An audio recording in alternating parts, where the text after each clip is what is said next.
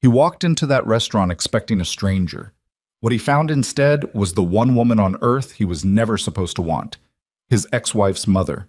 Mason Calloway stood frozen in the doorway of Alderton's, candle-lit tables blurring around him, while Victoria Ellsworth looked up from across the room and the color drained completely from her face. Two adults. One catastrophic mistake made by well-meaning friends who had no idea what they had just done. They could have walked out. They should have walked out. But neither of them moved, and that single moment of hesitation cost them everything they thought they knew about their own lives. If this story already has your heart beating faster, hit that like button right now, drop a comment with the city you're watching from, and let's find out just how far this story has traveled. Now let's get into it. Mason had given himself exactly 45 minutes to get ready, which was 30 more than he'd spent getting dressed on any given morning for the past 3 years. He stood in front of the bathroom mirror in his apartment, holding a tie he hadn't worn since his last performance review at Hargrove and Associates, and felt genuinely ridiculous. "You look weird," said a small voice from the doorway. He glanced over his shoulder. Lily was 6 years old and held her stuffed rabbit, Mr. Buttons, by one ear. She was in her pajamas, little blue ones covered in cartoon planets, and she was staring at him with the specific expression she reserved for things she didn't understand but was trying very hard to evaluate. "Thank you," Mason said. "Why are you wearing that?" "Because I'm going to dinner." Lily considered this. "Can I come?" "Not this time, Bug." "Is it a work dinner?" Mason set the tie down on the counter and picked up a regular button-down shirt instead. "No, it's dinner with someone I haven't met yet." Lily's face scrunched. "That's weird." "It is a little weird, yeah." She patted across the bathroom tile and looked at his reflection alongside his in the mirror. She was small enough that only her eyes and the top of her head appeared at the bottom of the frame, rabbit ears sticking up beside her. "What if you don't like them?" "Then I eat my dinner and come home." "What if they don't like you?" Mason looked down at her. "Then I eat my dinner faster and come home." That made Lily smile. That quick, private smile she had that still occasionally stopped him cold, because it looked so much like a photograph of someone else he no longer let himself think about. He ruffled her hair and she ducked away with a noise of protest, clutching Mr. Buttons tighter. His babysitter, a 20-year-old college student named Dana, who lived 2 floors up, arrived at 6:15. Lily had already moved on from her interrogation of Mason's wardrobe and was absorbed in a picture book on the couch. She barely looked up when he kissed the top of her head. "Be good," he said. "I'm always good," Lily said without lifting her eyes. Dana suppressed a grin. Mason grabbed his keys. He'd agreed to this whole thing because of Colin Reeves, who had been his best friend since they were 19 years old and who had, over the past 18 months, been waging a slow, patient campaign to get Mason back into the world. Colin's arguments had evolved over time. In the beginning, it was the soft approach. "You deserve to be happy, man. You can't just close yourself off forever." When that didn't work, he switched to practical logic. Lily needs to see her dad living his life, not just maintaining it. When that failed too, he tried guilt. "Do you know how hard it is watching you eat leftovers alone at 9:30 at night while I'm trying to call you about something else entirely?" None of it had worked. But then, 3 weeks ago, Colin had tried something different. He hadn't argued at all. He had simply said, "I know someone who I think you should meet. She's smart. She's real. She doesn't play games. One dinner. That's all I'm asking." Mason had said no. Colin had waited 4 days and asked again. Mason had said he'd think about it. Colin had waited 3 more days and sent a reservation confirmation to Mason's email with the message, "It's already done. Show up or don't. But I think you should show up." So Mason had told himself he was doing this to get Colin off his back, which was not entirely a lie, even if it also wasn't the whole truth. The whole truth was smaller and harder to say out loud, that he was 32 years old and he was tired of feeling like his life had been put on pause at 29, and that some part of him, the part that still remembered what it was like to look forward to things, was curious. He parked 2 blocks from Alderton's because the lot was full and walked in the January cold with his hands shoved in his jacket pockets. The restaurant was the kind of place that understood that good lighting was more important than anything else. Low and warm, copper fixtures over dark wood tables, the murmur of other people's conversations creating a sound like a river moving slowly. He'd been here once before, years ago, for a colleague's birthday dinner. It had seemed like a better memory then. He gave his name at the host stand. The young woman checked her tablet, nodded, and said, "Your party is already here, sir. Right this way." He followed her between tables, adjusting the collar of his shirt, running through the small inventory of conversation he'd prepared for the occasion. He was so focused on managing his own nerves that it took him a full 3 seconds after stopping at the table to actually process what he was seeing.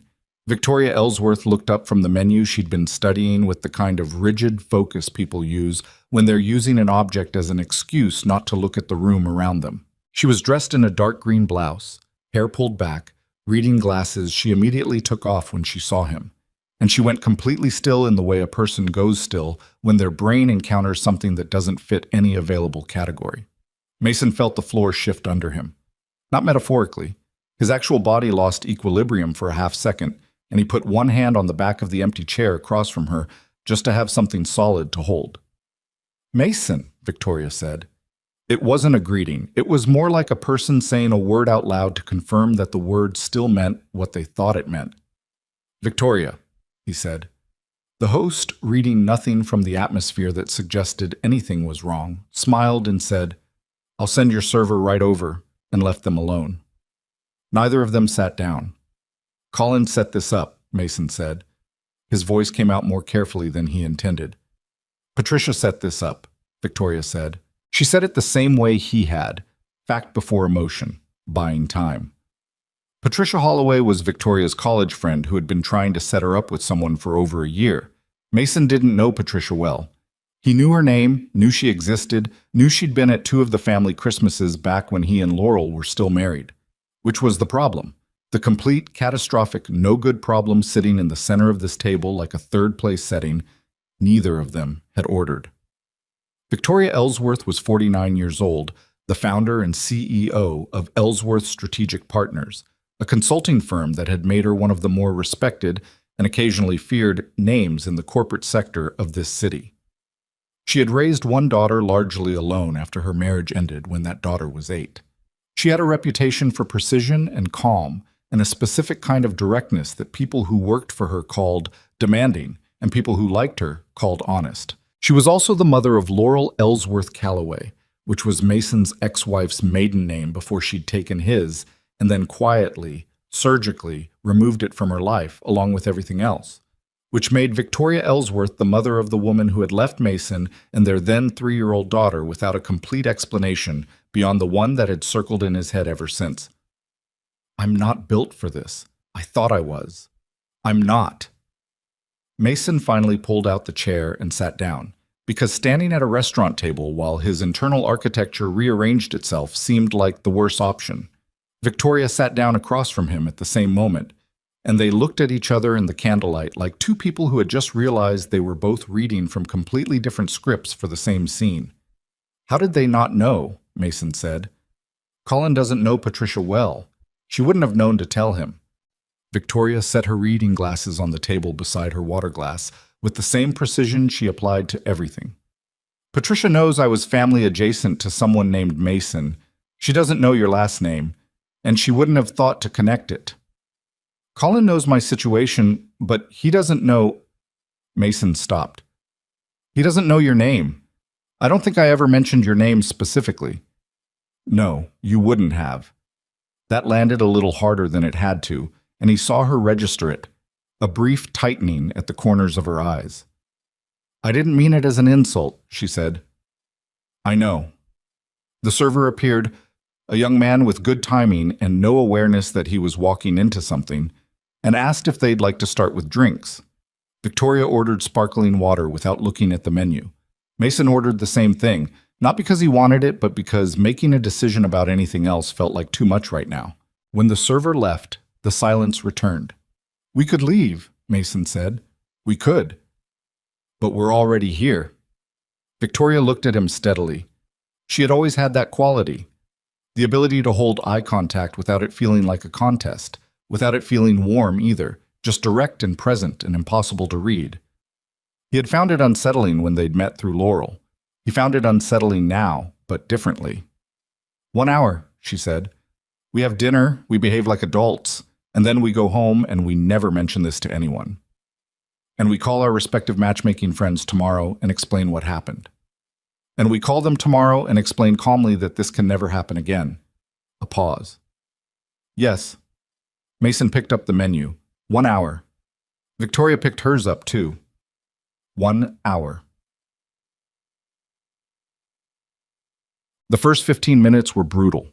They ordered food with the excessive attention to detail of two people who were very grateful to have something to read. Victoria asked the server a question about the preparation of the salmon that was more thorough than the question deserved. Mason ordered a steak he didn't particularly want because it was the first thing on the menu that he recognized. When the server was gone again, they were left with each other. "How is Lily?" Victoria asked. It was the right question and also the hardest one, because Lily was the through line, the only thing they unambiguously shared, and talking about her felt both necessary and strange. "She's good. She's 6 now." "I know." Victoria paused. "Laurel sends photos occasionally." Mason hadn't known that. He tried not to let that show. "She's in 1st grade. She likes dinosaurs and she's learning to read." The dinosaur phase started when she was 4. She named them. Victoria caught something in his expression. "Laurel told me. She'd send photos sometimes with the names written on the back. Steggy. Dr. Longneck." Dr. Longneck is still on the shelf, and Mason found himself almost smiling despite himself. "She refuses to move him. She was always stubborn." Victoria said it with unmistakable affection, and then seemed to catch herself and become more careful. "I don't say that as a criticism." "I know." And he did know because Lily's stubbornness was one of his favorite things about her, the specific quality that made her herself and not a more manageable version of herself. There was a pause that was slightly different from the ones before it, not quite as sharp. "You're doing well with her," Victoria said, "from what Laurel says." Mason felt something in his chest go careful and taut. "What does Laurel say?" It came out more pointed than he meant it to, and he saw Victoria register the shift. She didn't flinch from it, but she also didn't pretend it wasn't there. "She says Lily talks about you constantly, that you make her breakfast every morning, even when you're running late, that you learned to braid hair from a YouTube tutorial, and you've been practicing on her stuffed animals." Mason was quiet for a moment. "I got pretty good. Lily says my French braids are better than my regular braids. That's something to be proud of." It took a lot of failed attempts on a rabbit named Mr. Buttons. Victoria's expression shifted. Not quite a smile, but adjacent to one, the kind of movement people make when something catches them off guard enough that their face reacts before their mind catches up. She covered it by reaching for her water glass. The food arrived. They ate. And somewhere in the mechanics of that, the physical act of having something to do with their hands, the small practical conversations about whether the bread was good, it was, and whether the lighting was making it hard to see the menu clearly, it was, the hour stopped feeling like a timer counting down and started feeling more like time passing at its normal speed. Mason had told himself he wouldn't ask. He had told himself this very specifically on the walk from his car, and again while he'd been reading the menu. He had composed and discarded the question approximately 4 times during the meal. By the time dessert menus appeared, which neither of them ordered, but which gave them a reason to keep sitting, he had run out of other things to say. "Can I ask you something?" Victoria set down her fork. "You can ask." "During the marriage." He stopped, recalibrated. "When Laurel and I were married, you were always..." He tried to find the right word. "You were always correct with me, polite. But it never felt like you actually approved of you." That's one way to say it. She was quiet for a long moment, not stalling, thinking, which was different. He'd noticed that about her early on. She didn't fill silence the way some people did. She let it exist until she had something real to put in it. "You were attentive," she said finally. "You were present. You clearly loved my daughter, and you were wonderful with Lily when she was born." A pause. "Those were all things I could see. I could also see that Laurel was..." She paused again, more carefully this time. Laurel has always struggled to stay in the things that matter to her. Not because she doesn't feel them. She does. But there's something in her that becomes frightened by permanence, by love when it becomes too real, too requiring.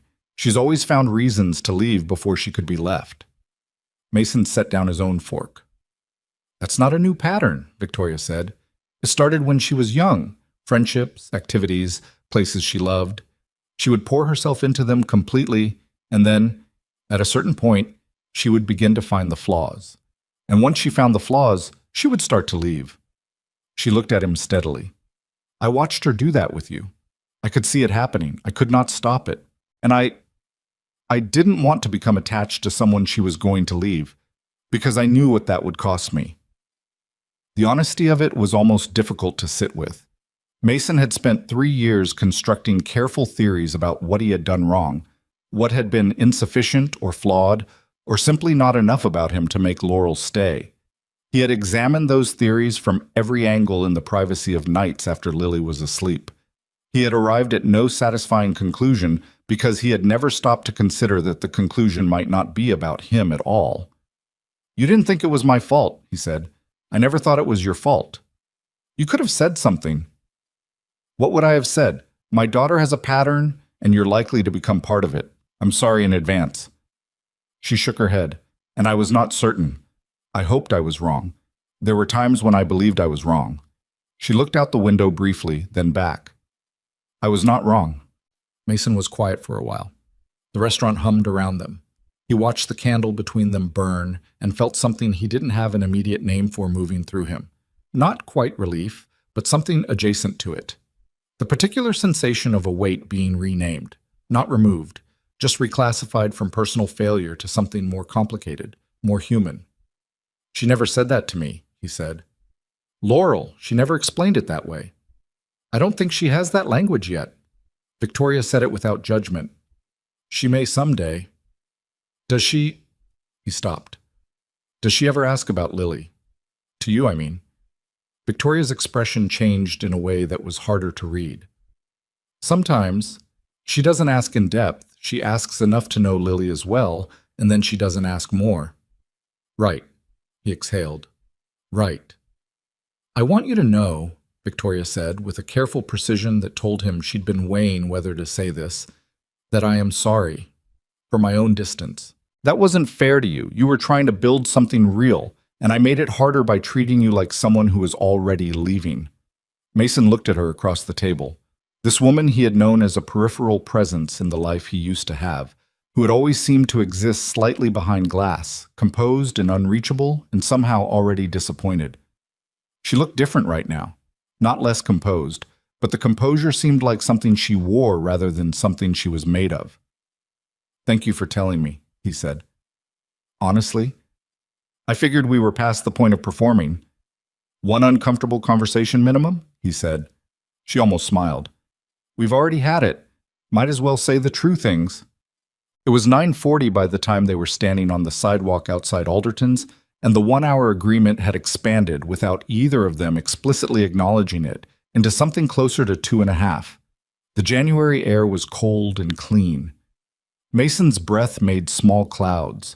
Victoria had her coat belted and stood with the particular upright stillness of a person who has learned to take up exactly the space they intend and no more.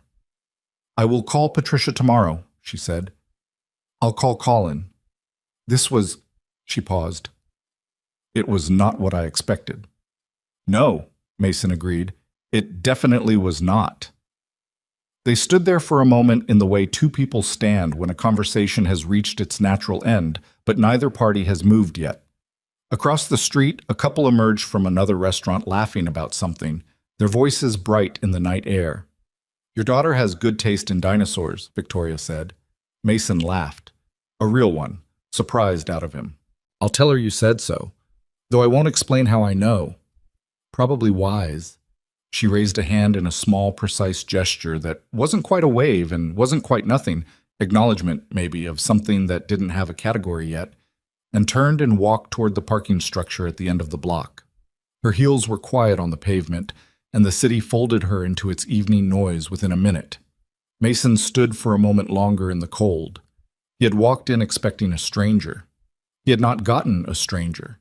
He had gotten something far more confusing and harder to categorize, sitting in a restaurant where the lighting was warm and the bread was good, telling him things he had needed to hear for 3 years from the last person on earth he would have thought to ask.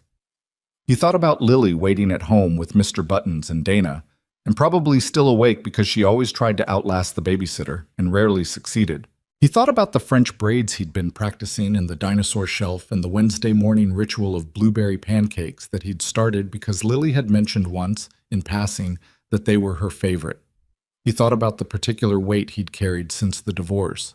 Not grief exactly, more like the slow accumulation of questions without answers, of wondering if there was something fundamentally wrong with his own judgment that he hadn't been able to see what was coming. He thought about Victoria Ellsworth saying quietly, "I never thought it was your fault." He pulled his jacket tighter and walked back to his car. He had no idea what to do with any of this. That was fine. That was honest. He didn't need to know what to do with it tonight. He just needed to drive home and pay Dana and look in on Lily sleeping and go to bed and wake up tomorrow and make pancakes. That was enough. That was what there was. He got in the car, started it, and sat for a moment while the heat came up. His phone buzzed. Colin. How'd it go? Mason stared at the message for a long moment. He typed, "We need to talk tomorrow. I'm fine. Nothing bad happened, but we need to talk." He set the phone on the passenger seat and pulled out of the parking structure into the quiet January street. Tomorrow he would explain. Tonight he would drive home to his daughter, and he would try to figure out which parts of himself had shifted slightly tonight, and which parts had simply been held up to a different kind of light and shown as something other than what he'd assumed. He turned onto Broadmoor and accelerated gently, the city sliding past on either side, amber and quiet and indifferent in the best possible way. 3 miles to home. He kept driving. He called Colin the next morning at 7:43, before Lily was fully awake and while the coffee was still brewing, which meant he was running on 0 caffeine and whatever unprocessed residue the previous night had left in him. Colin picked up on the second ring. "Okay, your text scared me a little. What happened? Did she stand you up? Was she terrible? Was she married?" "None of those things." "Then what? You said nothing bad happened, which is the most alarming way to open a sentence." Mason leaned against the kitchen counter and watched the coffee drip. "Her name was Victoria Ellsworth." Silence. "Colin." "I'm here. I'm just—" A long pause. "Mason, I didn't know. I swear to you I had no idea. Patricia just said she had a friend, a woman, smart, accomplished, ready to actually date someone instead of just thinking about it. I know you didn't know. I would never— obviously I would never. Colin." "I know." Mason exhaled. "That's not why I'm calling." Another pause, this one more careful. "Okay, why are you calling?" The coffee finished. Mason poured a cup and stood there holding it. Through the hall, he could hear Lily starting to move around. The thump of small feet on hardwood, the sound of Mr. Buttons being dragged somewhere. "We stayed," he said. "Almost 3 hours." Colin was very quiet. "It was, strange and hard. But we talked, really talked." Mason set the coffee down. "She told me things about Laurel that I never knew, that I needed to know 3 years ago and nobody told me." "What kind of things?" "The kind that change how you understand everything that happened."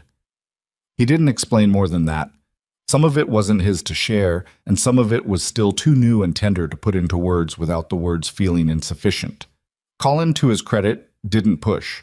He asked only whether Mason was okay. Mason said he thought so. Colin said he was going to call Patricia and have a long conversation. Mason said that seemed reasonable. They hung up. Lily appeared in the kitchen doorway in her planet pajamas with her hair in catastrophic disarray and Mr. Buttons tucked under one arm. "You're up early," she announced. "So are you." I smelled coffee. She regarded the mug in his hand with mild suspicion. "Can I have some?" "Absolutely not." "I know." She climbed onto her stool at the kitchen island without being asked. "Can I have the cereal with the little stars?" "Yeah, Bug." He reached for the cabinet. "Yeah, you can have the stars." The thing about having a 6-year-old was that life didn't allow you much time to disappear into your own head. There were lunches to pack and permission slips to find and Tuesday morning arguments about whether it was cold enough for a coat. It always was in January. And homework folders that needed signing and bath routines that ran long because Lily had discovered that creating small soap sculptures was more interesting than getting clean. The ordinary machinery of their life together ran constantly, and it demanded his attention in a way that was both exhausting and, if he was honest, something like a mercy. He thought about the conversation with Victoria in the available margins, on the drive to Lily's school, in the elevator at Hargrove and Associates, during the 18 minutes between when he put Lily to bed and when he stopped being able to hold his eyes open. He turned the things she'd said over like objects he was examining for weight and dimension. I never thought it was your fault, trying to figure out where to put them in the architecture of how he understood his own history. The problem was that he'd built a lot of that architecture on the assumption that the failure was primarily his. Not entirely. He wasn't that hard on himself, but substantially. He had loved Laurel, and she had left, and in the absence of a complete explanation, he had defaulted to the quiet, persistent belief that he had been somehow not enough. Not enough presence, not enough understanding, not enough capacity for whatever it was she had needed that he hadn't known how to give. Having that framework dismantled was not, it turned out, an immediately comfortable experience. It was more disorienting than relieving. Because if the story he'd been telling himself was wrong, then 3 years of organizing his understanding of himself around that story was also wrong, which meant he had to go back and look at everything again and figure out what was actually true. That was a lot of work. It was the kind of work that didn't come with a visible endpoint. He was in the middle of exactly this kind of thinking on Thursday afternoon, sitting at his desk at Hargrove with a contract review open in front of him that he'd been staring at for 20 minutes without reading, when his phone buzzed with an unknown number. He let it go to voicemail. 30 seconds later, a text appeared. "This is Victoria Ellsworth. I got your number from Patricia, who got it from Colin. I apologize for the unannounced contact. I wanted to make sure you were all right after the other night. You can ignore this if you prefer." Mason stared at the message for a while. He typed back, "I'm all right. Are you?" A pause. Then, "I've been thinking about the conversation. I wanted to make sure I didn't say anything that made things worse rather than better." "You didn't," he wrote. Then, after a moment, "You said things I actually needed to hear, even if I'm still figuring out what to do with them." Another pause, longer this time. "That's fair. These things take time to settle." He looked at the message, then at the contract still open on his screen, then back at the message. "Can I ask you something?" he typed. "You can ask." She'd said that at the restaurant too, the same phrasing. He filed that away without meaning to. "When you said Laurel had a pattern, do you think she knows? About herself, I mean." The reply took nearly 2 minutes. He watched the screen. "I think she knows something is wrong. I think she doesn't know what to call it yet. She's not a bad person, Mason. I want you to understand that I've never thought she was a bad person. She's someone who is frightened in a very specific way and hasn't learned yet how to stay inside that fear instead of running from it." He read it twice. "I know she's not a bad person," he wrote back. "She's Lily's mother. I've never let myself think of her as a bad person. I know. That's something I respect about you." He didn't know what to do with that. He set his phone face down on the desk and went back to the contract, and this time he actually read it. They texted sporadically over the following 2 weeks. Not frequently. 3 or 4 exchanges, each one slightly longer than the last, each one circling the same general territory of honesty that the dinner had opened up. She asked about Lily once, and he told her about the incident with the class hamster that Lily had been appointed to care for over a long weekend. A story that involved a near escape, a very stressful 40 minutes, and a hamster eventually found sleeping inside a winter boot. And Victoria sent back a response that was 7 words long. "That child will be a remarkable adult." He laughed at his phone in the parking lot of a grocery store and felt briefly insane about that. She mentioned, in passing, a difficult board meeting she was preparing for. He asked what made it difficult. She told him more than he expected. Not the details, but the shape of it. The particular exhaustion of being the decision maker in a room where every decision comes with a consequence someone will pay for. Does it get easier, he asked, making calls like that? No, she wrote. You just get better at not second-guessing yourself afterward, which isn't the same thing. He thought about that for days. 3 weeks after the dinner, Colin called to inform Mason, with the specific gleeful energy of someone who had been waiting to deliver a piece of information, that Patricia had told him Victoria had mentioned the dinner conversation to her and described it as unexpectedly worthwhile. Colin said this as though it were a revelation. Mason said, okay, and changed the subject to football, which Colin took as confirmation that something was happening that Mason wasn't ready to discuss. That was fair. Mason wasn't ready to discuss it because he didn't know what to discuss. He knew that he thought about Victoria Ellsworth more than the situation logically called for. He knew that their text conversations had a quality he found difficult to name. Not easy exactly, but real, in the way that very few of his conversations were real anymore. Because most of his conversations were either professional or logistical or involved a 6-year-old who wanted to talk exclusively about prehistoric animals.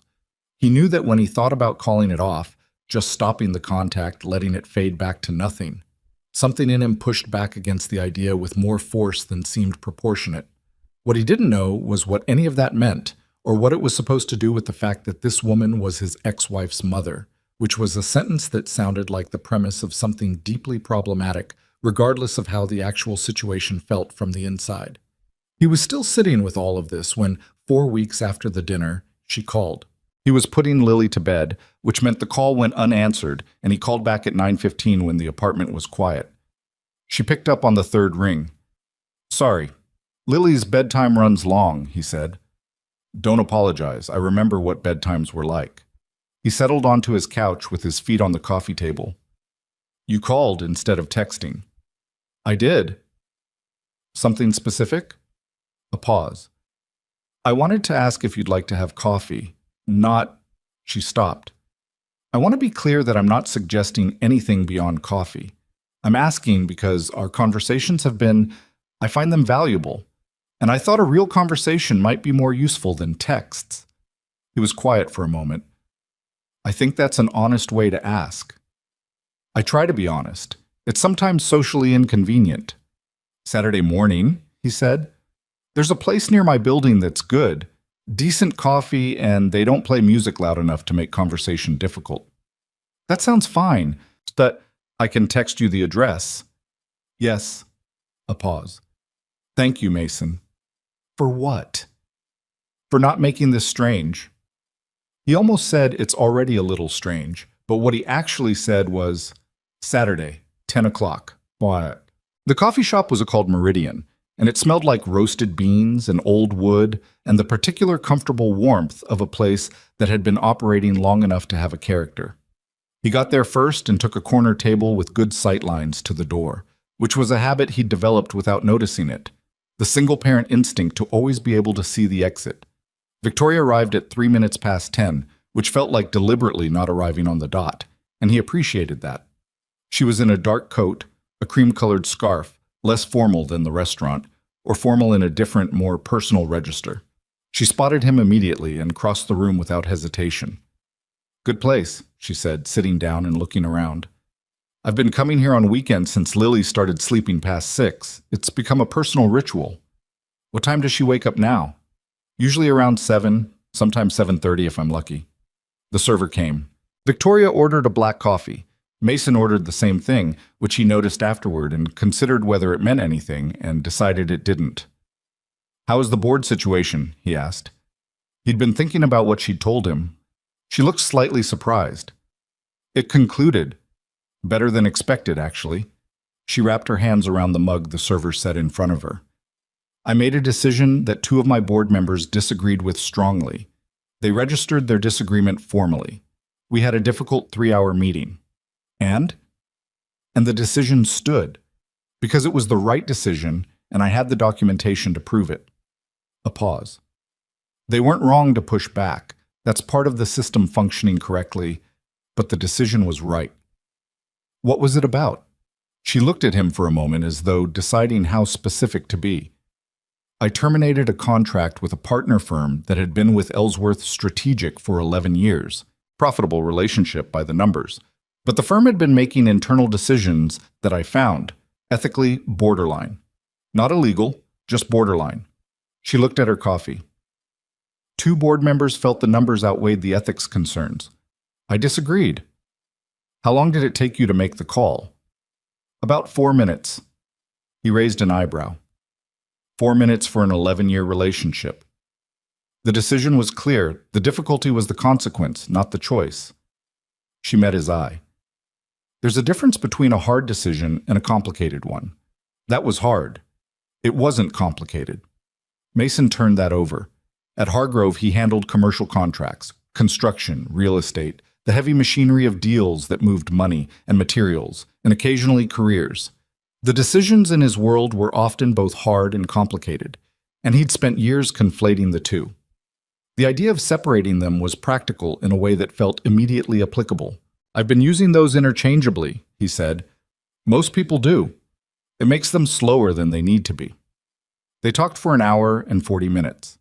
He couldn't have told you afterward exactly how long each subject lasted, or the precise sequence in which they moved from one to the next. It wasn't that kind of conversation. It moved the way good conversations do, without visible seams following whatever thread was most alive at any given moment.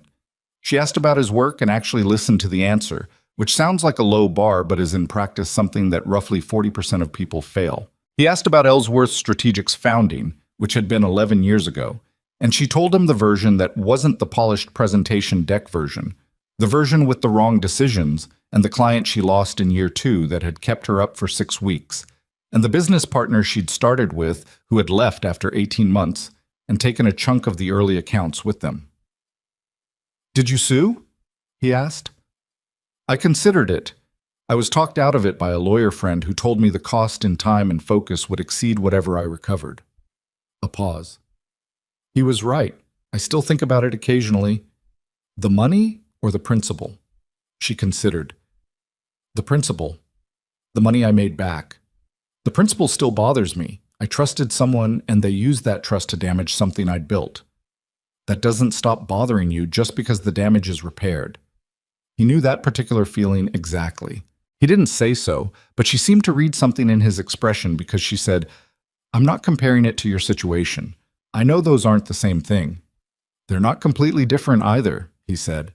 And then, because she'd been honest with him, and that tended to make him honest back, the damage being repaired and the thing still bothering you. That's a reasonably accurate description of where I am.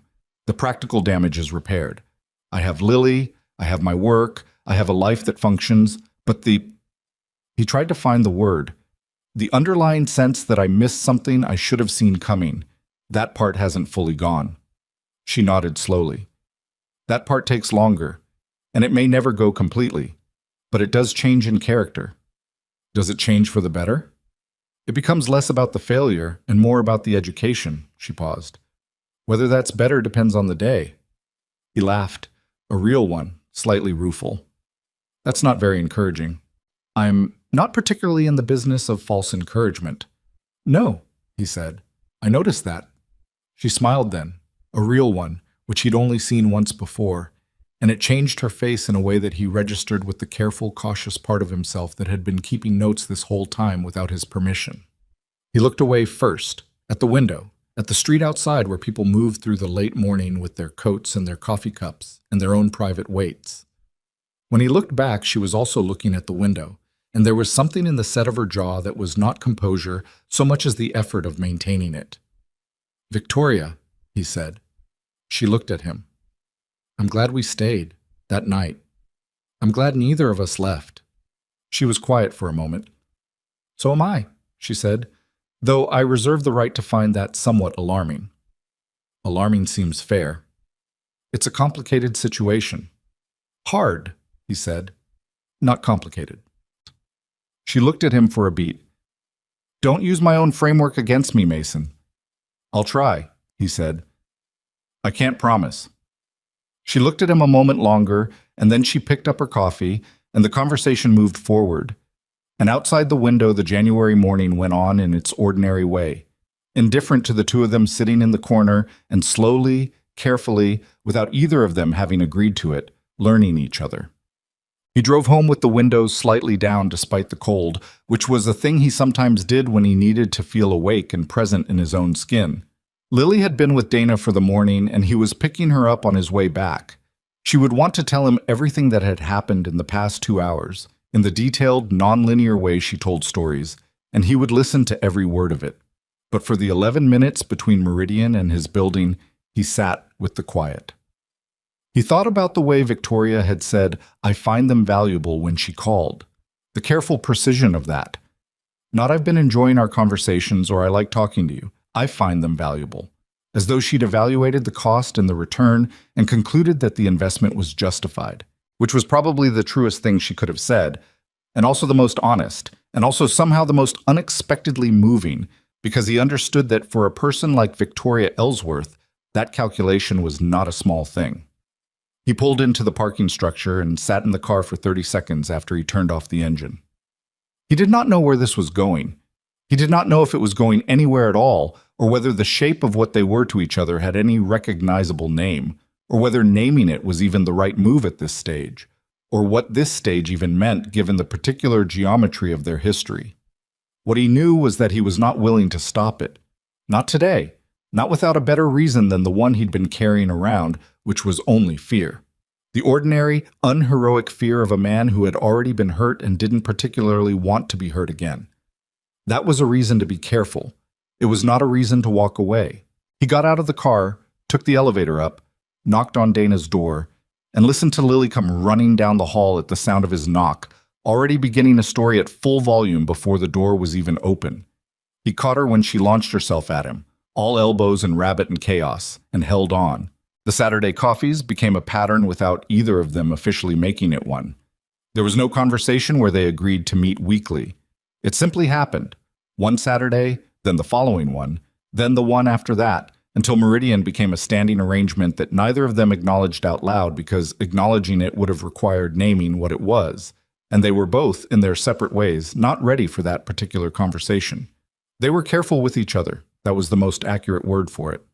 Not cold, not distant, careful, the way you are with something that matters and that you don't fully understand yet, the way you handle an object before you know its weight. They talked about work. They talked about Lily. Victoria always asked, and her questions were specific in a way that told him she'd been retaining the details, which he noticed and didn't know what to do with.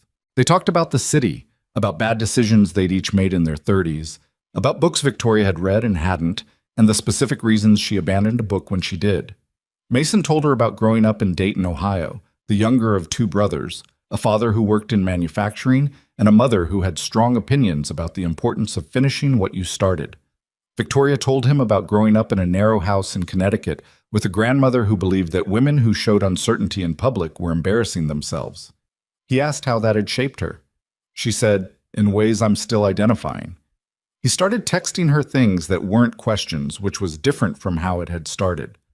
Small things.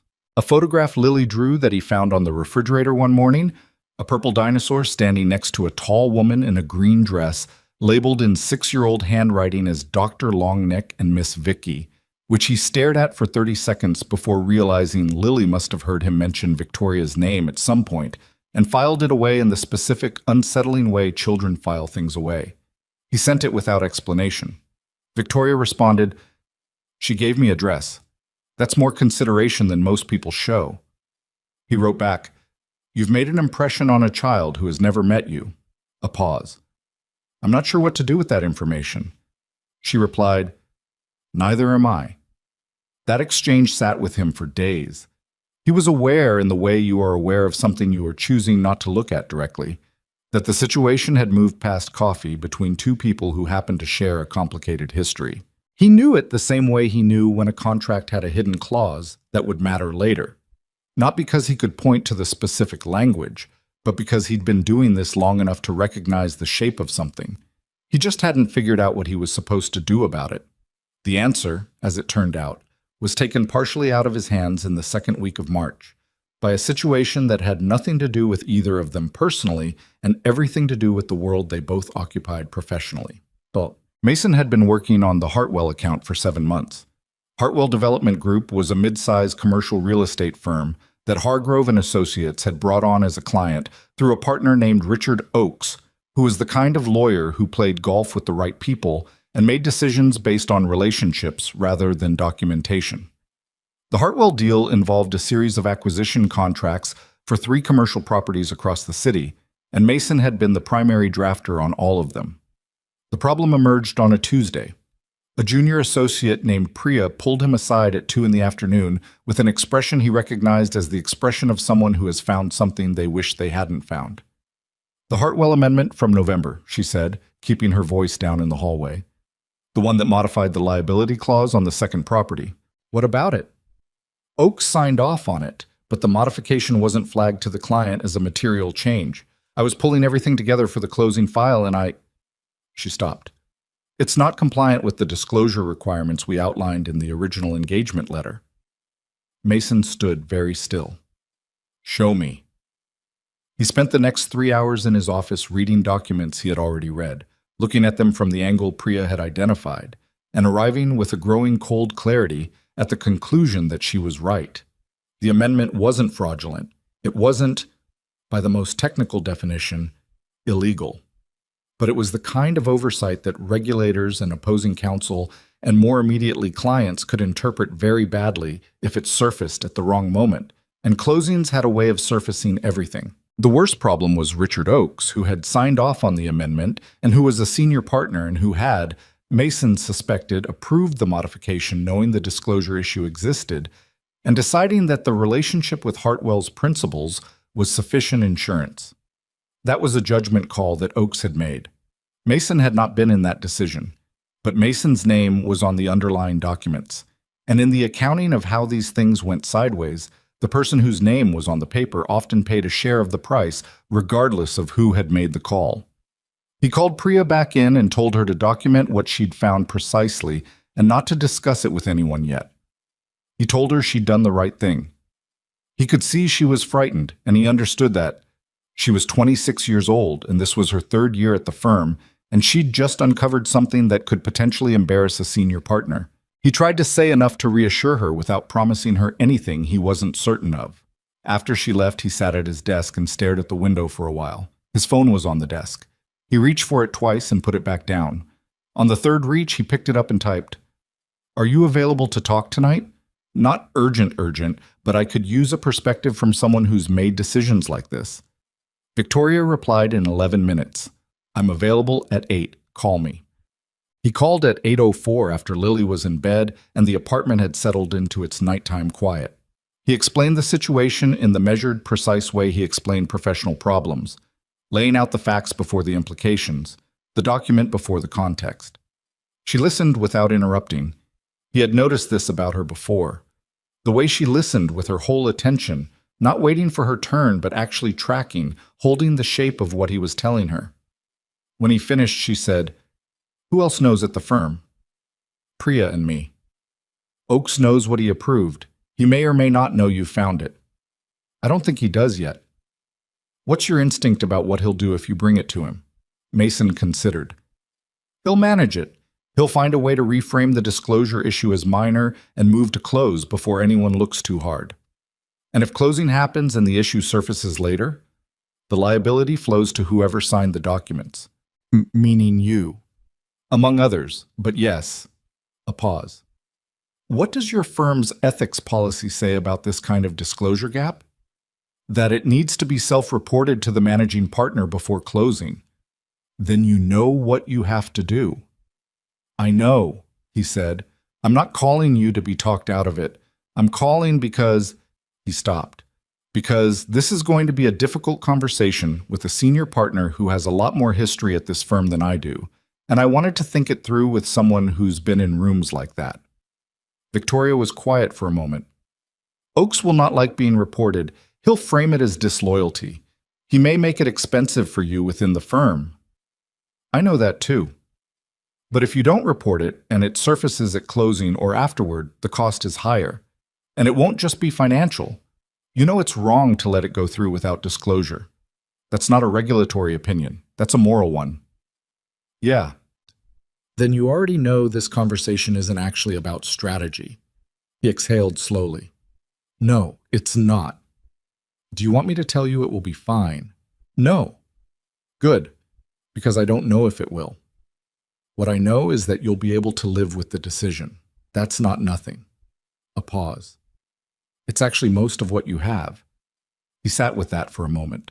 Outside his window, the city made its nighttime sounds. A car somewhere, a distant siren, the ambient hum of the building itself. Thank you, he said. Don't thank me yet. Go have the conversation with your managing partner first. He had it the next morning. It lasted 40 minutes. The managing partner, a woman named Claire Shu, who had been running the firm for 6 years with the specific combination of practicality and principle that Mason had always respected, listened to everything he said. She asked 6 questions. She called Oakes in that afternoon. Mason was not in that meeting. He didn't know exactly what happened in it. What he knew was that by Thursday morning, the Hartwell closing had been pushed by 3 weeks, the disclosure issue had been formally flagged to the client, and Richard Oakes was walking the hallways with the particular compressed expression of a man who has lost an argument he expected to win.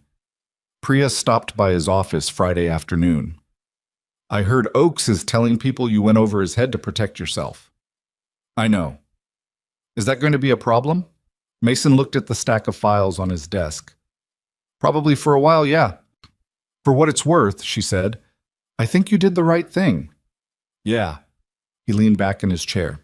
So do I. That doesn't make it not a problem. She nodded and left. He picked up his phone and sent Victoria a text. It's done. It went the way I expected. Thank you for Tuesday night. She wrote back, How are you? He thought about it honestly. Tired. But okay. Come to coffee tomorrow. You can tell me how it actually went. He typed, You just said you'd know how it actually went. I said I expected Tuesday. I want to hear Saturday. He put the phone down and almost smiled despite the fatigue and the residual tension that had been living in his shoulders all week.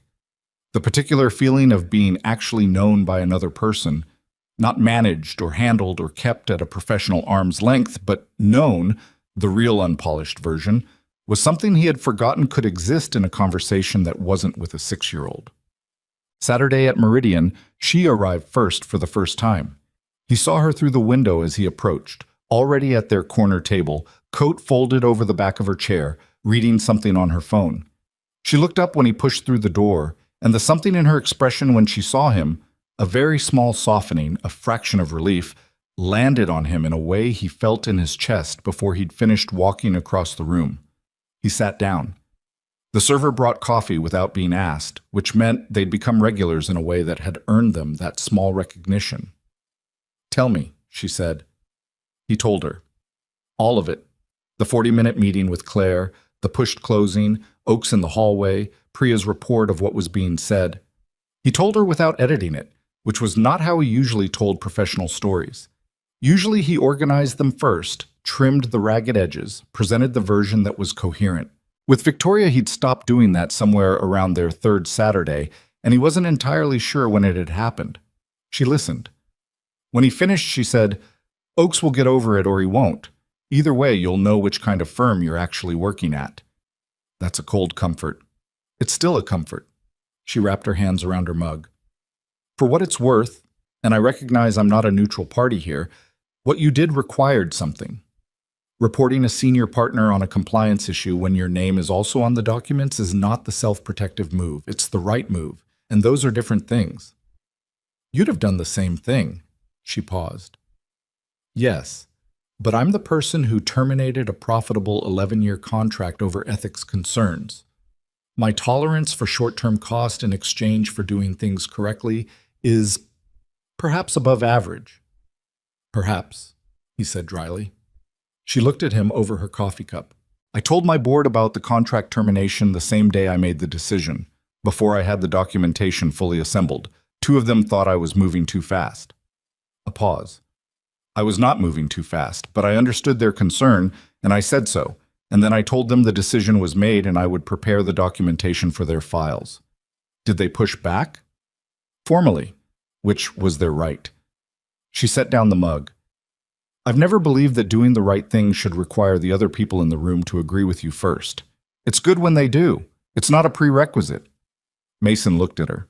This woman across a corner table in a coffee shop that smelled like roasted beans and warm wood, who said things with the unadorned precision of someone who had thought them through completely before letting them out of her mouth. There was a discomfort in the look he gave her because he was aware of what was happening in him, and he was also aware that it was not a simple or straightforward thing, and that being aware of it didn't tell him what to do about it. She read something in his expression. He could tell because she went slightly still, the particular stillness he'd learned to recognize as her paying attention to something beyond the words. "Mason?" "I know," he said. "Do you?" "I know what this is starting to look like." He set his own mug down. "I've known for a while." "So have I." A pause. "I've been trying to figure out whether I should say something or whether it was better to leave it alone." "What stopped you from saying something?" She looked at him directly. "The obvious complication, and the fact that I'm 19 years older than you, which I suspect matters less to you than it does to me, but it's there." "It's there," he agreed. "It doesn't change what this is." "No." Her voice was careful. "But it changes what it requires to do correctly." Another pause. "And there's Laurel." "Laurel is not in my life. She's in Lily's life, peripherally, and I'm her mother." She didn't say it as an argument, more as a fact being named so neither of them had to pretend it wasn't in the room. "Whatever this is, it has consequences that extend beyond us." "I know that. I'm not saying no." She said it quickly, which told him she understood how that was landing. "I'm saying that if we're going to be honest with each other, which has apparently become our default mode, then we have to be honest about what the complications are." He was quiet for a moment. Outside, a Saturday crowd moved along the sidewalk, unhurried. Someone walked past with a dog on a leash, and a child on the other side, and the child was saying something animated, and the parent was nodding with the expression of a person who has heard this particular subject discussed at length and is content to hear it again. "One question," Mason said. "All right. If the complication weren't there, the history, Laurel, the age, all of it, what would you want?" Victoria held his gaze. She didn't answer immediately, which he had stopped interpreting as hesitation and started interpreting as the care she took with true things. "I would want this," she said quietly. "What we already have, and more of it." He nodded slowly. "But the complications are there," she said. "They are." He picked up his coffee. "I'm not asking you to pretend they aren't. I'm asking you to not let them be the only thing that matters." She looked at him for a long moment. Something in her face, not softening exactly, but shifting, adjusting to a new internal configuration. He recognized it because he'd felt the same thing happening in himself for weeks without having language for it until this moment. "That's a reasonable ask," she said finally. "I thought so." "Don't look smug about it." "I'm not looking smug." "You're almost looking smug." He picked up his coffee to hide whatever his face was doing. She did the same. Around them, Meridian hummed with its ordinary Saturday life. Conversations, the sound of the espresso machine, a child at a table near the window, carefully eating a muffin with both hands. They sat there a while longer, not resolving anything, not naming anything, but not leaving it unnamed in quite the same way as before. The light through the window was pale and clean, and it fell on the table between them and made everything look slightly more defined than usual, and neither of them looked away from it.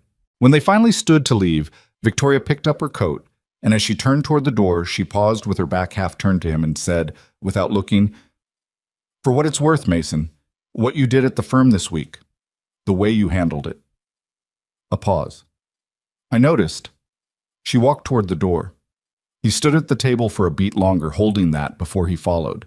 The word noticed stayed with him for longer than it had any right to. He turned it over on the drive home from Meridian, and again that night after Lily was in bed, and twice more during the following week in the quiet moments between contracts and client calls when his mind went looking for something to hold. It wasn't a declaration. It wasn't a promise. It was one word from a woman who measured her words with the precision of someone who understood that language had consequences, and she had chosen that one. He didn't text her about it. He didn't bring it up the following Saturday, but he held it the way you hold something small and dense that you know has more weight than its size suggests. What changed in the weeks after that conversation was something structural rather than dramatic. The careful distance they'd maintained, the unspoken agreement to stay on the side of the line where things were still technically undefined, quietly rearranged itself into something more honest. They stopped pretending the Saturday coffees were casual. They stopped performing the slight formality they'd both been using as a buffer. When he texted her something that made her laugh, she didn't laugh easily. But when something caught her off guard, the response came quickly and without her usual precision. He stopped pretending he didn't notice the specific satisfaction that produced in him. She called him one Tuesday evening in mid-April, and they talked for an hour and 20 minutes about nothing critical. Work things. Lily things. A news story Victoria had strong opinions about. A terrible structural metaphor Mason had used in a brief that his supervising partner had circled in red ink and left on his desk without comment. She laughed at that one. A real laugh, not the controlled near smile he'd catalogued from the early weeks. And he sat on his couch with his feet on the coffee table and felt the particular lightness of being found genuinely funny by someone you respect. After they hung up, he sat in the quiet for a while and admitted to himself, without dramatics, that he was in it. Whatever it was. He was in it, and he was not interested in getting out of it, and the complications that Victoria had named at Meridian were real and present, and not shrinking. And he was in it anyway. The complications had names. They had always had names. He just hadn't been ready to call them by those names until now.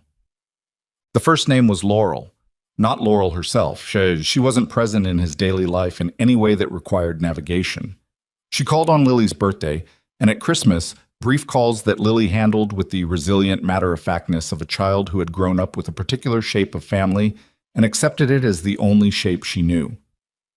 Mason handled those calls by leaving the room and finding something to do in the kitchen, which was not a healthy coping mechanism but was the one he had.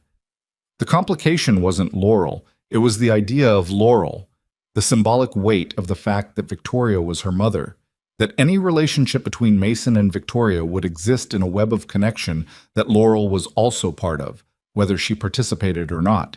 He thought about what it would look like if Victoria became a presence in Lily's life, a more present one, a named one, and what Laurel would make of that, whether it would be something she could accept or something that would damage whatever fragile functional distance currently existed in their arrangement. He brought it up on a Wednesday evening in late April, when Victoria was at his apartment for the first time. She'd come to return a book she'd borrowed. He'd lent her a novel he'd recommended 3 Saturdays ago, a thing that had happened so naturally that he only recognized afterward it as a threshold being crossed, and she'd arrived at 6:30 and Lily had still been awake. He'd expected to feel the anxiety of compartments colliding, but Lily had looked at Victoria with the frank assessment of a first grader who has strong opinions about adults and said, "Are you the Miss Vicky from my drawing?" And Victoria had said yes without missing a beat, and Lily had said, "I gave you a green dress because green is the best color." And Victoria had said, "I happen to agree with that completely." And Lily had decided that this was sufficient and gone back to her dinosaur arrangement on the living room floor as though the entire interaction had been entirely expected. Mason had watched all of this from the kitchen doorway with his arms crossed and something complicated happening in his chest. Lily was in bed by 8. Mason made coffee he didn't really need, and they sat at his kitchen table, which was a different kind of sitting together than the coffee shop. More interior, more exposed somehow, the specific vulnerability of being in someone's actual life rather than a neutral meeting place. "I need to ask you something," he said. "All right. Laurel." He set down his mug. "Have you talked to her since the dinner?" Victoria was quiet for a moment. "Twice. Our usual calls. I didn't mention the dinner." "Does she know we've been whatever this is?" "No." A pause. "I've thought about whether to tell her." "What have you decided?" "That I don't know yet." She held his gaze. "Laurel and I have a complicated relationship. We love each other in the way that families who have been through things love each other, with a lot underneath that doesn't get fully said. She is not someone who confides easily in me, and I am not someone she comes to for support in the conventional sense." Another pause. She would have opinions about this. Negative ones. Almost certainly at first. Whether they would remain negative, I genuinely don't know. She looked at her hands around the coffee cup. She doesn't have a claim on your life, Mason. I want to be clear about that. She chose to leave. You've built 3 years here without her being part of it. She doesn't get to decide what you do with that. I know. That's not what I'm worried about. What are you worried about? He considered how to say it. Lily, if Laurel reacts badly, if she decides to become less cooperative about the arrangement because of this, it's Lily who pays for that. I've kept the parallel tracks separate very carefully for 3 years, specifically because disrupting the arrangement disrupts Lily. Victoria was quiet for a long moment. When she spoke, her voice was careful but unguarded. That's a legitimate concern. You're right to name it. She looked at him directly. I can't promise you how Laurel will react. I know my daughter, but I don't control her responses. A pause. What I can tell you is that I have no intention of conducting this, whatever this is, in a way that could be used as a weapon against Lily's stability. If it came to that, I would not allow it. And if Laurel decided to push back, through channels, then I would speak to Laurel directly, not to manage her, to be honest with her about what's happening and what she's entitled to feel about it and what she is not entitled to do about it. Her voice was steady. I'm not afraid of that conversation. It would be hard. I would have it anyway. He nodded slowly. Something in him loosened fractionally. Not all the way, not completely, but enough to breathe. Lily liked you, he said. She told me green is the best color. I feel we've established a foundation. She told me once that purple is the best color. Victoria's expression shifted. She told me green specifically. I think she tells different people different things to see what happens. She's 6 years old and she's already running social experiments. She definitely gets that from Laurel's side, Mason said, and then caught himself, and then realized Victoria was almost smiling, which meant it had landed as the dry observation he'd intended rather than the wound it could have been. She gets it from both sides, Victoria said. Don't undersell your contribution. Oh. The second complication had a less clean shape than Laurel. It was harder to name because it lived inside Mason rather than outside him, and the things that live inside are always more difficult to argue with than the things that live outside. He'd been a single father for 3 years. He had organized his entire life around that role, not resentfully, not with the martyrdom of someone performing sacrifice, but genuinely and by choice, because Lily was the most important thing and she deserved someone who showed up completely. He'd made peace with the narrowness of that life. He'd made peace with the loneliness of it too, eventually, in the way you make peace with a chronic condition, not by curing it, but by learning to function with it present. What he hadn't prepared for was what it felt like to have the loneliness start to lift, because the lifting was its own kind of destabilization. He'd built his equilibrium around the weight of it, and now that the weight was shifting, the equilibrium required recalibration, and that process was unsettling in ways he hadn't expected. He said some version of this to Victoria on a Sunday in May, not at Meridian, but on a bench in Fairmount Park, where they'd ended up after a Saturday coffee that ran long enough to flow into a walk. The park was busy, families, dogs, children on bikes, and they were sitting in a section of it that was slightly quieter, an older part with bigger trees that filtered the afternoon light into something softer. Lily was with Colin for the afternoon. Colin had started taking her every other Sunday since January, a thing he'd offered and Mason had accepted with more gratitude than he'd been able to express clearly. Colin and Lily had a dynamic that consisted mainly of Colin letting her make all the decisions and Lily taking full advantage of this, which resulted in afternoons of elaborate imaginary games that Colin reported back with a kind of bewildered wonder. I've been managing the loneliness for so long, Mason said, that I don't entirely know what to do with the fact that it's less. Victoria looked at the trees ahead of them. What does that feel like, specifically? Like I'm waiting for the other shoe. You're waiting for it to be taken away. Yeah, he exhaled. Which is rational, given your history. She said it without gentleness designed to soften the directness. Just honest. You loved someone and she left. The most logical inference your nervous system drew from that experience is that positive things depart. That's not weakness. That's pattern recognition from incomplete data. Incomplete data. One significant data point. That's not a pattern. That's an incident. She paused. I say that as someone who also drew overly broad conclusions from a limited data set. He looked at her. She was watching the park with the sideways quality she sometimes had when she was saying something that cost her something. Your marriage, he said. I was 31.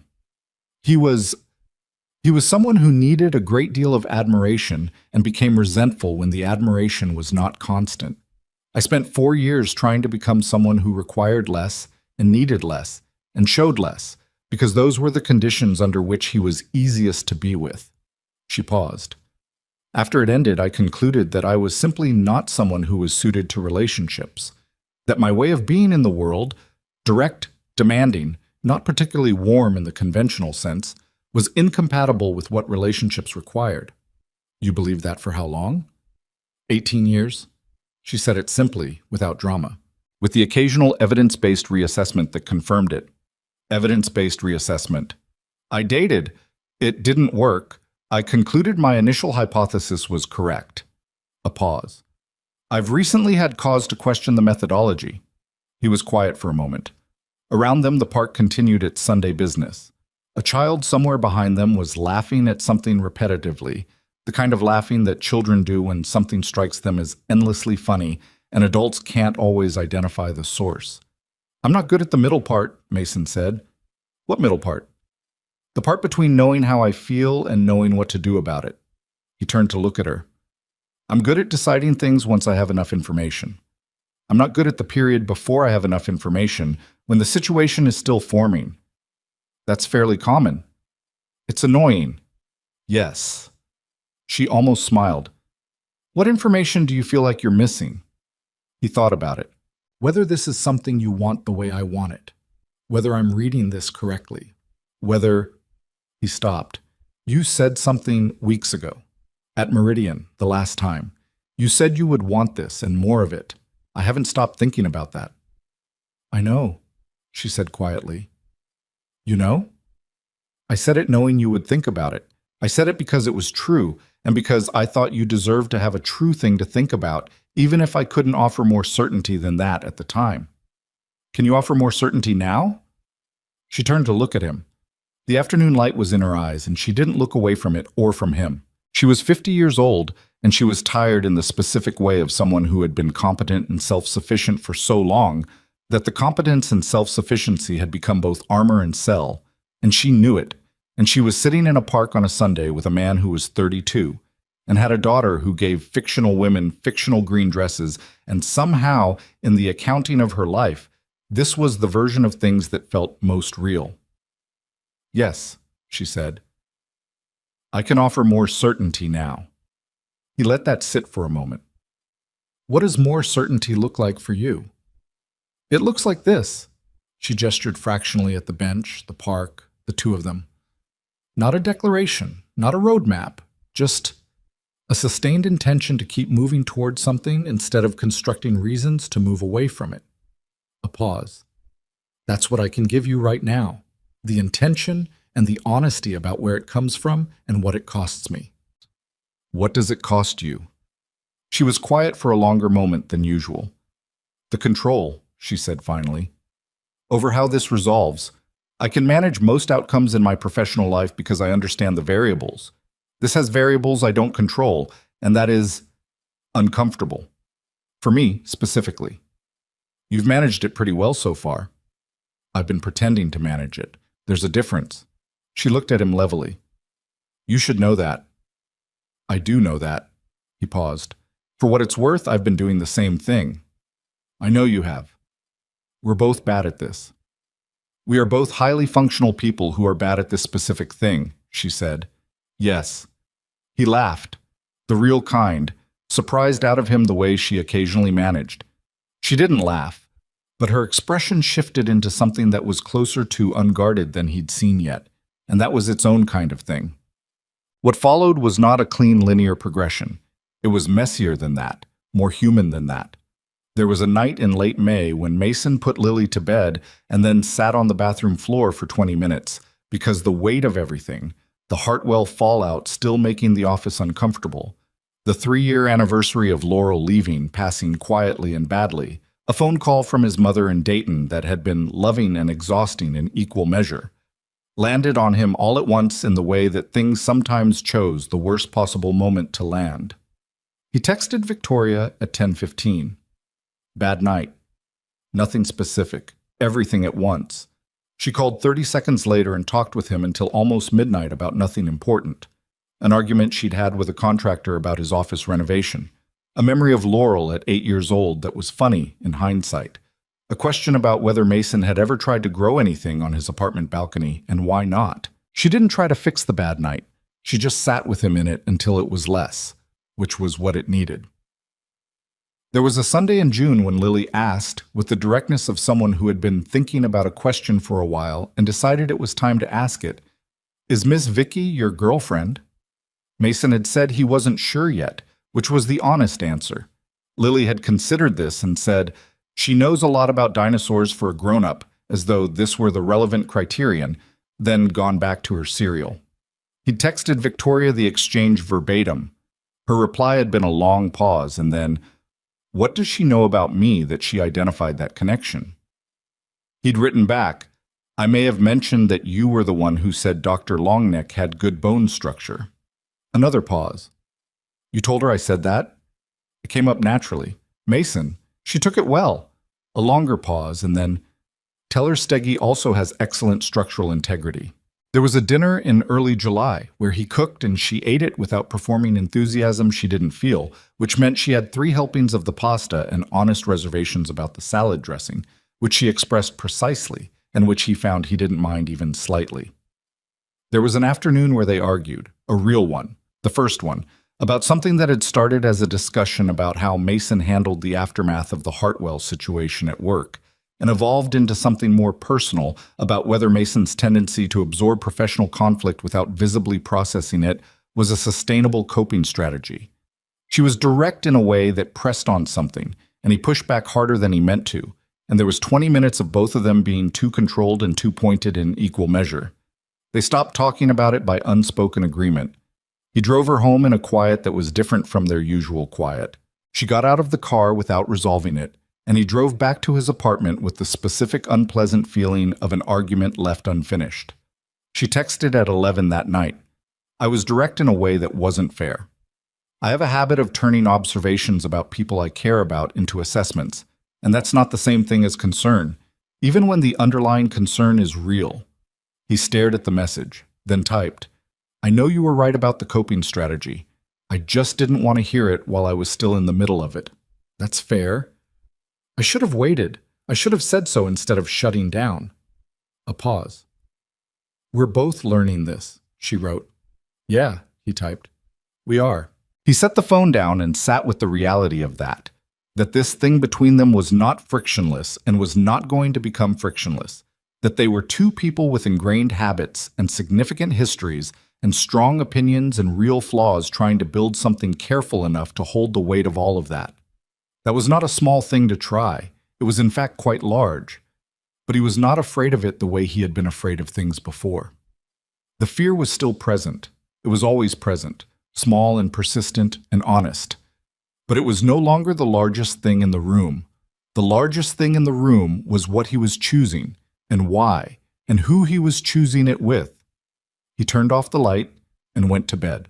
Outside, the July night was warm and quiet, and his apartment held the specific piece of a place where a child slept safely, and tomorrow was already organizing itself around coffee and an argument resolved and a woman who had said the people I care about without flinching and meant it. That was enough. That was actually more than enough. The call from Laurel came on a Thursday evening in the second week of August, which was not Lily's birthday and not Christmas and not any of the dates Mason had learned to anticipate, which meant it was something else. He was in the kitchen when his phone lit up with her name. Lily was at the table behind him, working on a drawing with total concentration, tongue slightly out the way it always was when she was focused, and Mason moved to the hallway before answering. "Hey," he said. "Hi." Laurel's voice was careful in the specific way it was always careful with him, not cold, but managed, the voice of someone monitoring themselves in real time. "Do you have a minute?" Sure, Lily's doing homework. Okay, a pause. I'm not going to do this badly, so I'm just going to say it directly. Patricia told me about the dinner. Mason was quiet. She didn't mean to. She mentioned something to a mutual friend who mentioned something to someone else. And it eventually got back to me that my mother had gone on a blind date in January and that the man turned out to be you. Another pause. And that you stayed. 3 hours. He leaned against the hallway wall. That's accurate? Mason. Her voice changed. Well, not angry, which was what he'd been bracing for. More complicated than that. Tired, maybe. Is there something happening between you and my mother? He could have deflected. He could have said, it's complicated, or we've had some conversations, or any number of technically true things that would have softened the edges. He thought about what Victoria had said in the park, that she would not be afraid of an honest conversation with Laurel, that she would have it anyway. He thought about the thing he'd learned slowly over the past 8 months, that the people who actually mattered to him got the true version. Yes, he said. The silence on the other end was long enough that he almost spoke into it. I see, Laurel said finally. I know this is strange. She exhaled. It's strange, Mason. You understand that. I do. She's my mother. I know who she is. And She stopped. He could hear her working through something. You were my husband. I was. And then you left. He said it without accusation, which was something he'd worked toward for 3 years and hadn't fully achieved until somewhere around the 6th month of Saturdays at Meridian, when he'd found that the simple fact of it no longer carried the charge it used to. That's not a weapon, Laurel. I'm not throwing it at you. It's just what happened. You left, and I built a life after that, and this is part of that life now. Another long pause. Does Lily know her? She's met her once. She approved of her because Victoria told her Steggy had good structural integrity. He heard something on the other end. Not quite a laugh, but a sound adjacent to one. A very brief escape of something human in the managed voice. That sounds like my mother, Laurel said quietly. Yeah. He waited. Laurel, I'm not asking your permission. I want you to understand that clearly. But I also don't want this to become something that damages what we have with Lily. That's the only thing I've ever cared about protecting. I know that. Her voice was different now. Lower, less careful. You've always been better at that than I have. He didn't respond to that. There was nothing to respond to. Is she... Laurel stopped. Is she good to you? The question surprised him. He hadn't expected her to ask it, and the asking of it told him something about where Laurel was in her own journey. Some version of her that was further along than the version that had left, still in progress, still imperfect, but asking questions she wouldn't have asked before. Yes, he said. She is. Okay. A pause. Okay. Another pause. Longer. I'm going to need some time with this. That's honest. That's fair. I'll still call Lily on her birthday. I know you will. Mason. Her voice was quieter now, and something in it had dropped the management entirely, just the voice of a person. She stopped. I know the way things ended was not fair to you. I've known that for a long time. I haven't known how to say it. He stood in his hallway with the noise of Lily drawing in the kitchen behind him, and he let the words arrive and settle. 3 years ago, those words would have meant something enormous to him. They would have been the thing he hadn't known he was waiting for. Now they meant something different. Smaller, maybe, but more honest. The wound had already changed character, the way Victoria had said it would. The words came too late to be a rescue, but they were still worth something. They were the truth, and the truth was still worth something even when it arrived late. Thank you for saying that, he said. It matters. Tell Lily I'll call Sunday. I'll tell her. They hung up. He stood in the hallway for a moment. Then he walked back into the kitchen, and Lily looked up from her drawing with the assessing expression of a child who knows something happened but isn't sure what. Who was that? Your mom. She's calling Sunday. Lily processed this with her characteristic equanimity, the comfortable acceptance of the shape her family had always been. Is she coming to visit? Not right now. Okay. She looked back down at her drawing, then back up. Dad?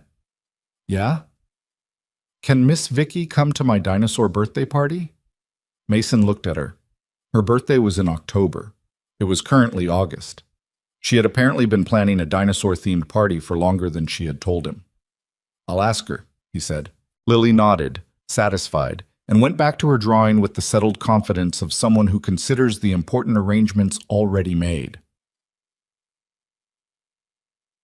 He called Victoria that night at 9 after Lily was asleep and told her about the conversation with Laurel in the same way he'd learned to tell Victoria things. The true version, not the edited one. She listened without interrupting. When he finished, she said, "How do you feel?" "Better than I expected," he considered. "Laurel asking if you were good to me. I didn't see that coming." "She loves you," Victoria said quietly. "Not the way you needed her to love you, and not in a way that made her capable of staying, but in her way." A pause. "That's something I've come to understand about her. She's not indifferent to the people she leaves. She's just more frightened of staying than she is of hurting them. That's not an excuse, it's an explanation."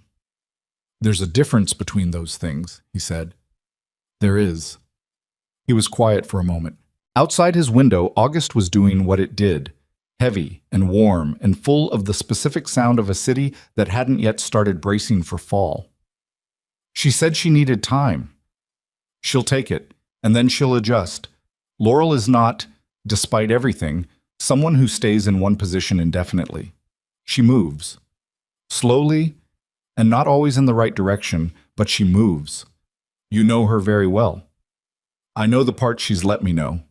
A pause, softer now, which is less than I'd like and more than it used to be. He heard something in that, the particular wistfulness of a parent who loves a child at a distance that the child set and the parent learned to respect without surrendering the love. He thought about Lily, currently asleep 4 doors down, and the specific terror of imagining that becoming his reality, the distance becoming permanent and uncrossable. He didn't know how Victoria had carried that for years. He had more respect for it than he could easily articulate. She also, he said, has been invited to a dinosaur birthday party in October. A pause. I'm sorry? Lily would like you to come to her birthday party, which is dinosaur-themed, which I didn't know about until tonight. Another pause. How long has she been planning this party? Unknown. I have the feeling the planning predates my involvement by some margin. She's 6 years old. 7 in October. She's 6 years old and she is orchestrating social events. A pause. Mason, I said this before and I will say it again. That child is going to be remarkable. You can tell her that yourself in October. A longer pause, and in it he could hear her doing what she did. The internal calculation not of whether to say yes, but of what yes would mean, what it would cost, what it would require. He'd learned to wait through those pauses now without filling them. The answer at the end was worth the wait. Yes, she said. I'll be there. Tucked. The conversation with Laurel had loosened something. Not everything. It didn't resolve 3 years of complexity into something clean, because nothing does that. But it moved the last large obstacle from actively threatening to present but navigable, which was the honest version of what resolution looked like. Mason had spent enough time now, in and out of difficult situations, to know that most things didn't resolve into clean space. They resolved into manageable space, and manageable was enough to build in. September was the month things shifted from careful to something more openly themselves. Victoria had dinner at Mason's apartment 4 times. Not occasions, actual dinners, the kind where the food was sometimes very good and sometimes not, where Lily asked relentless questions about the Cretaceous period and Victoria answered them with more paleontological specificity than Mason could follow, where the 3 of them ended up on the living room floor at some point looking at a dinosaur book that Lily had very strong feelings about, and that Mason had read enough times to have memorized the first 7 pages. He watched Victoria with Lily and felt things he didn't try to organize or name. Just let them be what they were, large and warm and complicated, the way the real things always were. He started spending occasional evenings at her apartment, which was on the 14th floor of a building in the northern part of the city, and was very clean and very well organized in a way that felt like a portrait of her inner life, a place where every object was intentional and there was space between things. She had a small balcony with 2 chairs and a view of the city that she used when she needed to think. She took him out there one evening in mid-September, and they sat in those chairs and looked at the city together without saying much. And it was the specific, comfortable silence of 2 people who have stopped needing to fill the space between them. "Do you know what I've been thinking about?" she said. "Tell me." "The dinner at Alderton's." She looked at the city. "I had a moment right after I saw you, maybe 30 seconds in, where I thought, if I stand up right now, I can say I have an emergency and I can be out of this building before this becomes anything. I could feel myself running the scenario." "Why didn't you?" "Because I was curious." She paused. "I'd spent 18 years not being curious about people. And then you were standing at that table and you looked—" She stopped. "You looked like someone who was trying very hard not to show that he was as caught off guard as I was. And I found that, I don't know, I found it real. I hadn't expected real." He looked at her profile against the city lights. "I almost left in the parking structure before I went in." She turned to look at him. "What stopped you?" "I told myself I was doing Colin a favor, giving him the satisfaction of knowing I'd tried." A pause. "I was lying to myself. The actual reason is that I'd been sitting with the same weight for 3 years and I was tired of it. And some part of me decided that an uncomfortable dinner was less exhausting than another evening with the weight." He looked at the city. "I had no idea I was walking into something that was going to matter." "Neither did I." She looked back at the lights. "I've thought about the mechanics of it, how unlikely it was. Your friend didn't know my name. My friend didn't know yours. 2 separate well-meaning people on different sides of a complicated history, each trying to help someone they cared about, each with no idea what they were doing." A pause. "I don't believe in fate in the cosmic sense, but I find the mechanics interesting." "What do you make of it?" She considered. "I make of it that most of the things that actually matter arrive through side doors, not the ones we left open on purpose, the ones we forgot to lock." She paused. "That's either comforting or terrifying, depending on the day." "Today?"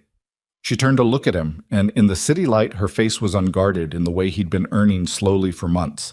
No performance, no management, no careful composition, just her. "Today it's comforting," she said. He reached across the space between the chairs and took her hand. She let him.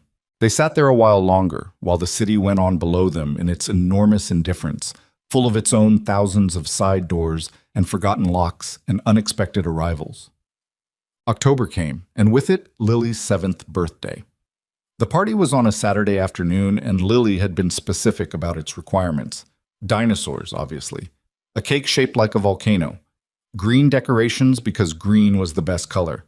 The guest list, which Lily had curated herself, consisted of 4 children from her class: Colin, Dana, the upstairs babysitter, Mason's mother, who had driven in from Dayton the day before, and Miss Vicky.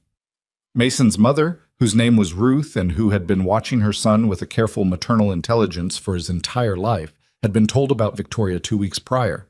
The call had gone better than he'd expected and produced the response that he'd learned to expect from his mother, which was a single directional question. "Is she good to you and to Lily?" He'd said yes. She'd said, "Then I'm glad." And that had been that, because Ruth Calloway had never been a woman who needed more information than was relevant, a quality her son had inherited incompletely and was still working on. Victoria arrived at noon with a wrapped gift that turned out to be a comprehensive illustrated encyclopedia of prehistoric life that was, in Lily's immediate assessment, the best thing anyone had ever given her. She held it with both arms and informed Victoria that she could come to her parties every year, which Victoria accepted with a gravity that honored the weight of the offer. Mason watched this from across the living room and felt the accumulated presence of everything in his chest. His mother laughing with Colin, Lily explaining the superiority of the Stegosaurus to 2 of her classmates with a level of passion that was frankly impressive. The apartment full of noise and color, and the specific beautiful chaos of a child who was genuinely loved by the people around her. Victoria appeared at his side. "You're going to make the face," she said quietly. "What face?" "The face where you look at all of this and something happens in your expression that you don't control." She wasn't looking at him. She was watching the room. "You've been making it for about 30 seconds. "I don't know what face you're talking about." "You do." He did. He looked at the room and let himself feel what he was feeling without trying to organize it first. The gratitude and the tenderness and the specific, particular wonder of having arrived somewhere you didn't plan to be and finding that it was exactly where you needed to be. It wasn't a perfect picture. His mother had brought the wrong flavor of coffee cake, and he'd had to quietly find a place for it in the cabinet. One of Lily's classmates had already cried once and been consoled and was fine now. The volcano cake was listing slightly to one side and had to be positioned carefully on the table so it looked intentional. Nothing was smooth, nothing was perfect. It was just real, which was the only version of any of this that had ever mattered. "Thank you for coming today," he said. She turned to look at him. "Lily invited me. I believe she issued a formal directive." "You know what I mean." She did know. He could see it in the way she held his gaze for a moment before looking back at the room. "I know what you mean." His mother materialized on his other side with the specific teleportation ability that mothers develop after decades of monitoring rooms. She was 61 and had her son's eyes and a directness that was friendly rather than surgical. And she'd been quietly cataloging Victoria for the past 40 minutes with the subtlety of a woman who had been doing this kind of assessment her entire adult life. "Victoria," she said with the warmth of someone who has already made a decision, "Mason tells me you're in consulting." "Strategic consulting, yes." Victoria extended a hand and his mother took it. "And you drove in from Dayton." "It's a 4-hour drive and my granddaughter is turning 7. I've made it for worse reasons." Ruth looked at Mason with the brief, fond exasperation of a parent who has watched her child complicate his own life for 3 decades. "He didn't tell me you were this composed. He just said smart and direct." She glanced back at Victoria, "Which is accurate but incomplete." "Mom," Mason said. "I'm complimenting her," Ruth said mildly. Victoria almost smiled. "I appreciate that. He was accurate, if economical." "He's economical about everything that matters," Ruth said. "Gets it from his father." She looked at Lily across the room, who was now arranging the encyclopedia on the table next to the volcano cake with the specific care of someone who considers both items of equal ceremonial importance. "She's wonderful, Mason." "I know," he said. "Her mother's eyes," Ruth said. "But the way she moves around a room, the way she thinks, that's all you." He didn't say anything. Ruth squeezed his arm once, briefly, and moved toward Lily with the ease of a grandmother who knew exactly where she was needed. Mason and Victoria stood side by side in the noise and the color and the excellent disaster of the party. Not touching, not performing anything, just present together in the life that had built itself around them in the months since January. "Your mother is formidable," Victoria said. "She really is. She approved of me in about 90 seconds. She approved of you before she met you. She just confirmed it in 90 seconds. A pause. "How did she approve of me before meeting me?" "Because I was happy."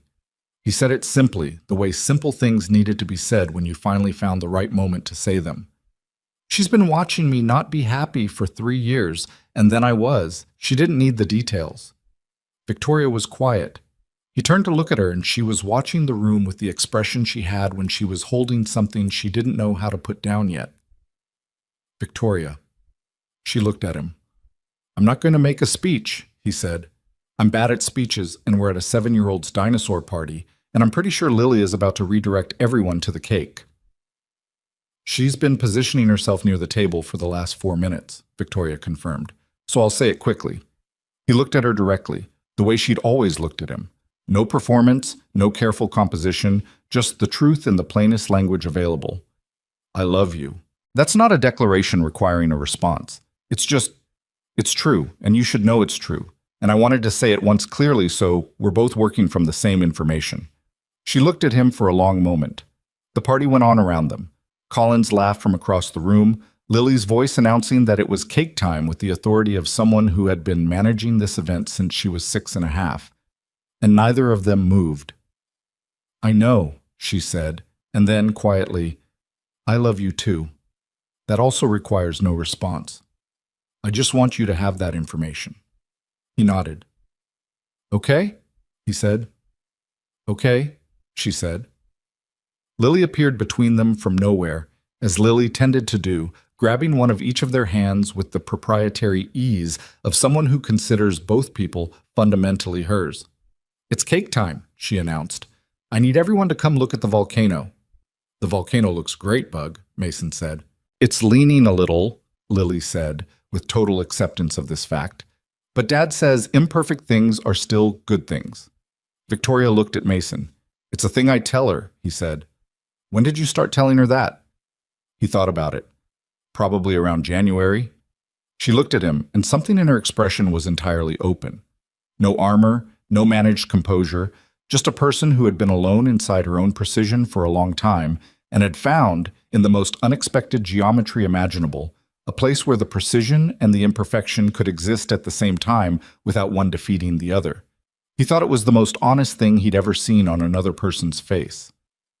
Come on, Lily said, tugging both their hands. The volcano is waiting. They let her lead them across the room.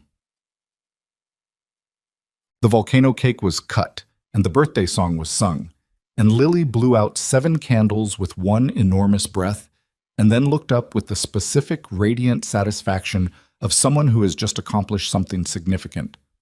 Ruth photographed everything. Colin got frosting on his shirt and blamed Lily, who denied all responsibility with the confidence of someone who knows the evidence is circumstantial. One of the small guests fell asleep on the couch by 4 o'clock. The prehistoric encyclopedia was consulted twice during the party by Lily and once by Victoria, which Lily noted with approval.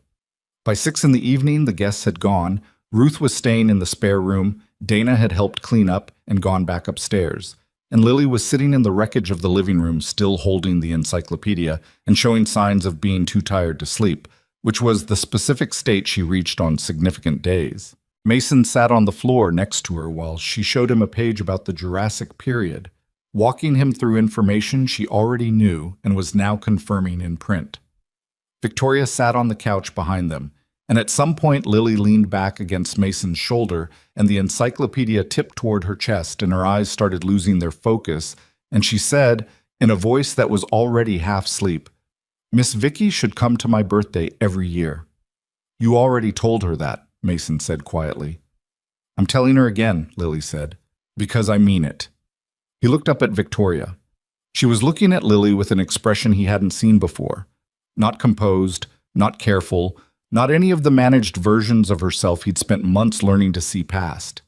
Just open, just undefended, just a person who had been given something she hadn't let herself expect and didn't know what to do with except hold it very carefully. Every year, Victoria said, I'll be here. Lily nodded, satisfied, and closed her eyes, and Mason sat on the floor of his living room while his daughter fell asleep against him and the October evening came down outside the windows, and he held the whole of this, the imperfect, arrived at sideways against all reasonable planning reality of his life, and he felt it as the thing it actually was. Not luck, not fate, not a story he would have written if you'd given him the outline in advance, because he would have edited out the blind date and the ex-wife's mother and the 3 difficult years and all the parts that didn't look like a plan, and he would have ended up with something cleaner and emptier and false. The truth was that the things that mattered had come through the side doors. The side door had been a restaurant reservation made by 2 people who meant well and didn't know enough. The side door had been staying when every reasonable instinct said to leave. The side door had been a woman who said I find them valuable and meant it, who said I never thought it was your fault and meant that too, who stood in his kitchen at a 7-year-old's birthday party with her composure entirely down and her eyes on his sleeping daughter, and meant everything she had never been fully able to say out loud.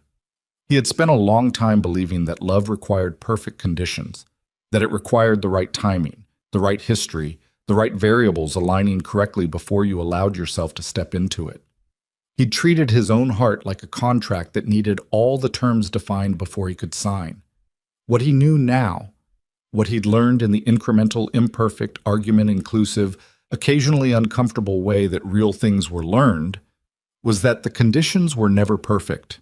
The conditions were never going to be perfect. You stepped in anyway, or you didn't step in at all, and there were things that only existed on the other side of the stepping. Lily was breathing slowly now. Mason shifted slightly so she was more comfortable against his shoulder without waking her. "She's out," he said quietly. "She fought it for about 20 minutes, Victoria said. "I was tracking. She always fights it on good days. She doesn't want to miss anything." Victoria looked at the two of them. She didn't miss anything. He smiled. Not the careful version, not the one he put on for rooms and situations. The real one, the private one that he'd gotten better at letting out since January. "Thank you," he said, "for today, for all of it." "Stop thanking me," she said, not unkindly. "I mean it. I know you do. That's why I'm telling you to stop. You don't need to thank me for being somewhere I want to be." He looked at her. She looked back. The October evening was entirely quiet now, outside the windows, the city doing its soft nighttime thing, the apartment holding the warmth of a day well spent in it. There was no resolution in the sense of a problem being solved. There was just this, the specific, earned, imperfect reality of two people who had walked through enough to know what mattered, sitting in a room where a child slept with her birthday encyclopedia and a volcano cake with a slight lean waited in the kitchen, and the rest of it, all of it, was still to come. Not despite the difficulty. Because of it. Because it had been the difficulty that had asked them both to be real, and the realness that had made it mean something, and the meaning that had made it worth the side doors and the wrong reservations, and the uncomfortable hours, and all the months of learning each other in the careful, honest, occasionally painful way that anything true required. This was what second chances actually looked like. Not grand, not clean, not the version where everything resolved into softness and ease and none of the old scars remained. Just two adults and a sleeping child in an apartment in October, choosing each other in the plain, steady, daily way that was the only kind of choosing that held. That was enough. That was everything.